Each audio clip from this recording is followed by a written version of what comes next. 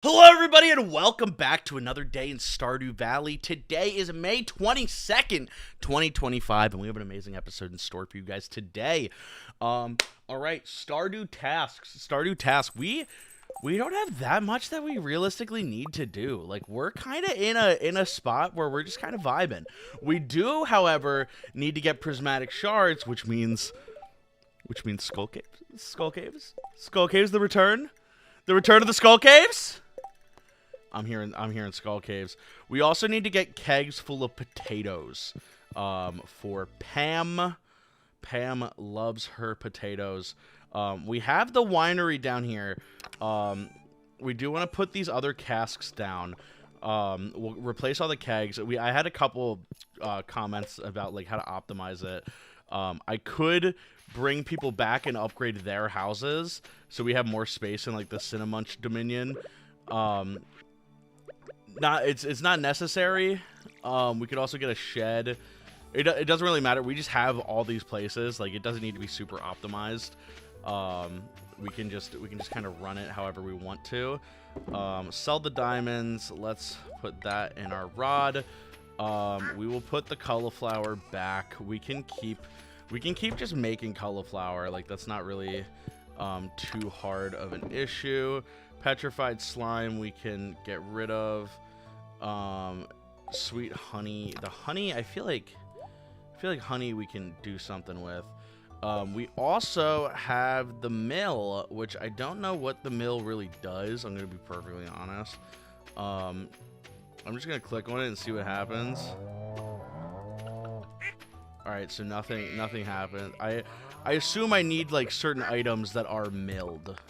I can look on the wiki for that. Unless you guys wanna enlighten me right now. Otherwise we chillin'. I do need to make like an enclosure for the animals. But anyway, skull caves. That's what we're doing today. That's what we're doing. We're going straight to the skull caves. We're going deep. We're getting prismatic shards. Spirits are in a good humor. They're happy. They're healthy. Let me put this stuff away. I didn't need to get this truffle. This truffle is trouble. We're gonna put that in there.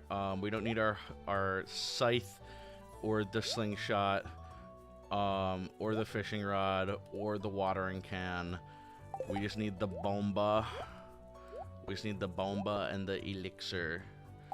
And we can get an energy tonic too, just in case. But that should be good. We could get magic rock candy for luck. Does anything else give us luck in here? Are any of these lucky? So I don't want to use the rock candy right away. So I feel like that would be a bit of a waste. This one gives us +1 mining. We'll have the scrumptious little maple bar. Yeah. Off we go. Whoa. And we're going. I do want to look at questions. Let's see. We got one from Breadnot U2G. What's your favorite Warhammer 40K faction? What's your favorite subject in school? What is your dream car? So I picked this question specifically because I want to talk about, like, I don't know much about Warhammer. I think Warhammer is really interesting. All of my knowledge is like surface level, or like maybe a little bit beyond surface level. I still want the button to work. I don't know what we need to do for that, but we'll get it. I do not worry of that. And now we have the frog dealing with all the nasty grimblows that attack. This is great. But yeah, I don't know too much about Warhammer other than the orcs, being magic, basically, and like their belief is what makes things true. Like their like collective belief is the magic. I think that's the best concept in any like any fantasy, any sci-fi. The idea that like they like fully have the ability to make stuff, but they don't realize it. Like, they're the most powerful, but don't realize it. That's such a good concept. That's such a sick idea. And the idea of, like, if, like, there's, like, the one story I've seen, which is, like, super popular, of, like, a bunch of guys, like, their weapons didn't work, so they, like, pretended that they worked, and it worked. I think that's the best magic, the best faction. But other than that, I know, like, nothing of Warhammer. Warhammer is something that I like, joke about getting into, like, when I'm 30 or when I'm 40. I just have, like, nothing better to do. Like, I win life, I, like, retire, and then just do Warhammer for the rest of my life. That's always been my joke, because, like, Warhammer, it's such a high buy-in, monetarily and time-wise. You just have to know so much about the factions and the world, and, like, it's a heavy investment. It seems worth it. I mean, everybody that plays Warhammer seems to be having a great time. So, I mean, I understand it. I understand it. I get the vibe. This frog is such a blessing and a curse. What was my favorite subject in school? If we're talking college, it's any acting class. Any acting class I absolutely adore. I had a professor who, every one of his acting classes that I took were my, like, favorite classes in college. In high school, it would have been, like, math, because I'm just decent at math. Like, I understand, like, algebra pretty good. I'm decent enough to be able to run it. So, like, it's not too much of an ask for math for me. Math was always a subject that I just, like, kind of showed up to and did good. That was a lot of subjects. I never really liked English because it was never material that I wanted to read. Like, we had to, like, do analysis on, like, the most boring material ever. It was always, like, it was always fiction, and it was always either nonfiction or realistic fiction. It was, like, there was never fantasy. There was never any, like, cool extra stuff. It was all like realistic fiction, for all of it. Like, and if there was, like, fantasy elements, it was all metaphor. And I'm like, I respect the use of metaphor. Don't get me wrong. I respect a good metaphor. I enjoyed The Great Gatsby. I think it's a good book. But, like, the amount of things that you read in high school that are just, like, historical fiction, I'm like, why are we reading this? Like, let me read something, like, more interesting. Like, that's more fun, at least. Because I still have such a hard time, like, reading. I want to get into reading more. I started The Way of Kings and then stopped, and I need to get back into it. I'm book-pilled. And I want more tickets to book, please. But the problem is, it's just so hard to, like, it's hard to find a book that you want to read, especially when in high school and, like, in elementary school, they pretty much say, hey, read book. Like, you have to read book. Like, you have to do it. And it becomes a chore rather than something you want to do. And for me, I am a personality where I don't like things if I have to do them. If I have to do something, it becomes a chore. It becomes like, oh, this is another thing I have to do, and there's no, like, enjoyment in it, or not that there's no enjoyment in it. There's less enjoyment than if I were to randomly be like, you know what, I want to read this. Like, there's a lot of shows that I'm like, dude, I know I need to watch Cowboy Bebop. I know it's good.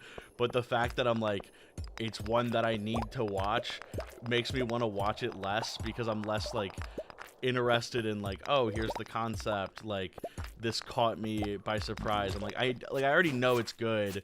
I already have good expectations. But I just, like, I just can't get into it because I'm, like, too afraid to start it, I guess. It's probably tied to anxiety. I would not be surprised, but that's why, like, in school, I never really liked those, like, the books that we had to read. In my, like, AP Lit class, we had to read a book called Atonement, and I hated it. I hated Atonement. Atonement was so bad. And it was, like, the whole point was, like, the main character, was, like they basically snitched on the other character, and, like, then they, like, died in World War II or something. I don't even remember the plot. I don't care enough about the plot. But, like, it was just, like, it was, like, a book that was too much. It, like, was trying to do too much, in my opinion, and it, like, wanted to be fantasy, or, like, wanted to have, like, metaphors, and, like, have meta-narrative, but then it, like, didn't really, like, the meta-narrative never really captured my attention. Like, it was really slowly paced. It was too grounded. Because I love fantasy. I love sci-fi. I love works where we take the whole idea of, like, hey, this is fiction. We can literally do anything. Like there are no boundaries here. And they actually, like, go for it. Like, that's why I don't like realistic fiction, because, like, the problem with realistic fiction is it's like, okay, this is good, but the author didn't have to do anything other than come up with a framework for a story. Like, come up with a story. You didn't have to come up with a world. You didn't have to come up with anything that makes me, like, interested in the actual plot. All you did was come up with a plot. Like, you came up with the plot, you didn't give me a hook. Like, Star Wars has a good plot until it doesn't. But even if Star Wars didn't have a good plot, it wouldn't matter, because Star Wars inherently is a cool setting. Like, the setting of Star Wars is half of Star Wars. And even if the plot isn't good, the setting alone makes it iconic. So I think that's, like, my biggest thing when it comes to, like, English class, is there's no variety in what you're reading, and it's all very, like fiction, historical fiction, which is, like, fine. It's like, I think The Great Gatsby was decent. It was good. It was cool. I like the whole idea. I think, like, Shakespeare's good to read. But, like, the idea that English class can only be, like, the most boring books that we have. I read for, one of my classes, we were able to pick, a book that wasn't, like a book of our own, that wasn't, like, in the required, like, literature reading. And I read Slaughterhouse-5, and I was like, yo, this is good, bro. It has, like, a little bit of, like, it's realistic fiction again, but it has this, like, weird, like, sci-fi metaphor where the, like, main character says he was abducted by aliens, and there's, like, this whole subplot that's, like, it's metaphor, but he's like, oh yeah, like, this life form of aliens They're like, they like have this view of death. And it like goes back and forth through time. It's an interesting read. And I liked that, reading that in high school. Because I was like, oh, this is like genuinely interesting. This is genuinely more of a, like there's more suspension of disbelief, and the metaphor is more obvious. That it's not like it's very obviously a metaphor, but it's also like, oh, like I'm telling this story in a unique way, rather than like, oh, isn't this metaphor so cool? Isn't this metaphor so artistic? It's literally just like, hey, like here's just the actual thing, how it'd be. I hope this rambling about book is making sense. Let's keep going down. We're at level 69, level 70 now. We have 1 prismatic shard. We need 4 of them for Mr. Key. That will be our next thing. And their last question was, what is your favorite, or what is your dream car? I'm gonna say it right now, my dream car is a minivan. My dream car is a minivan. I don't know what kind of minivan, but a minivan. I love minivans. Minivans are the best car. We peaked with the minivan. We will not get better. It is the perfect utility vehicle. You want to haul boys? Got you. You want to haul stuff? Got you. It's not as big as a pickup truck, like on the road safety wise.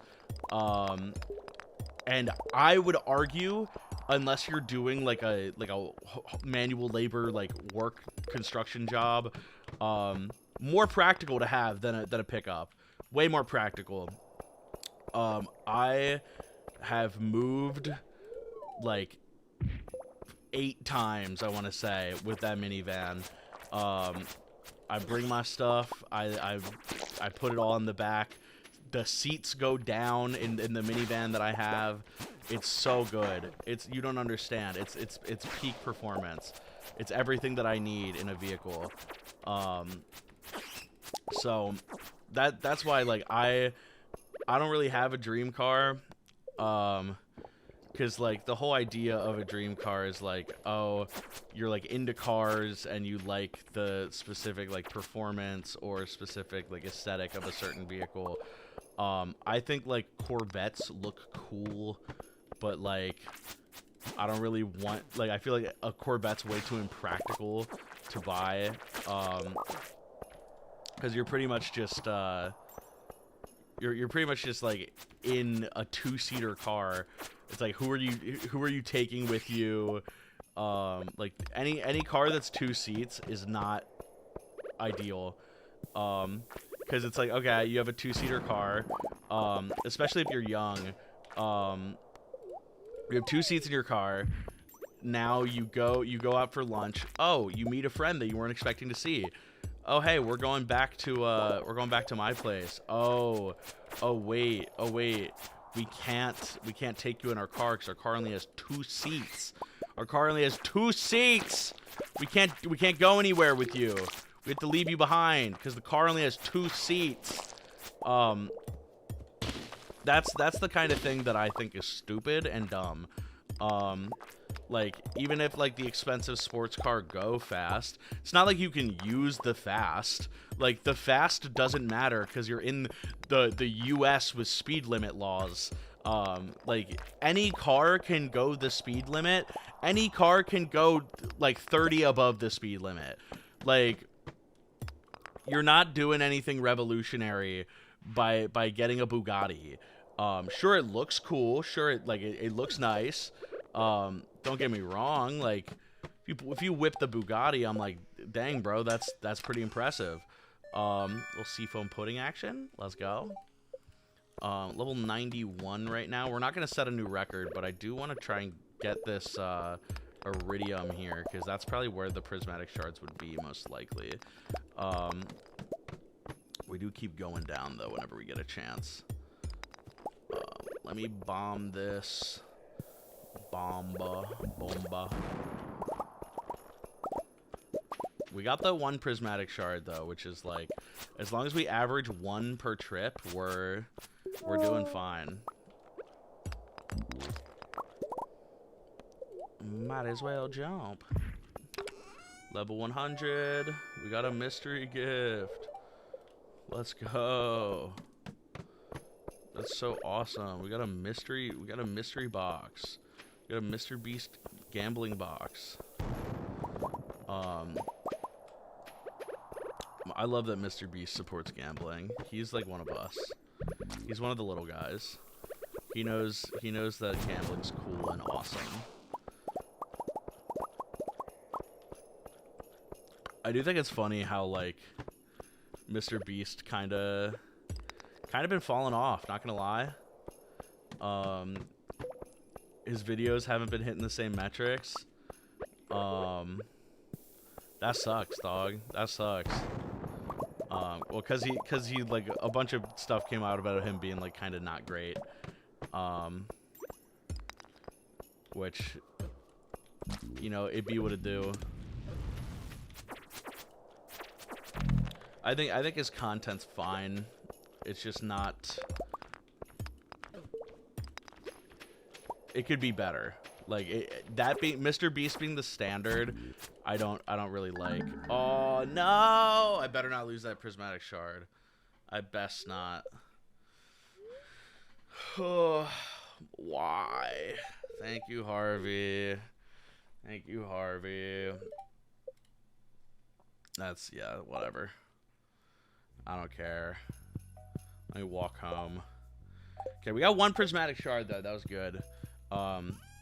But yeah, I love me a minivan. I love me a minivan.